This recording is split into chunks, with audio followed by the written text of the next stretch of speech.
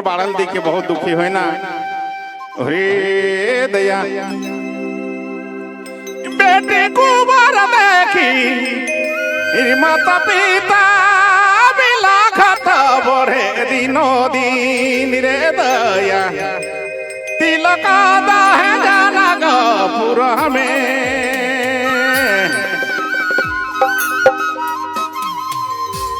ओ रे दया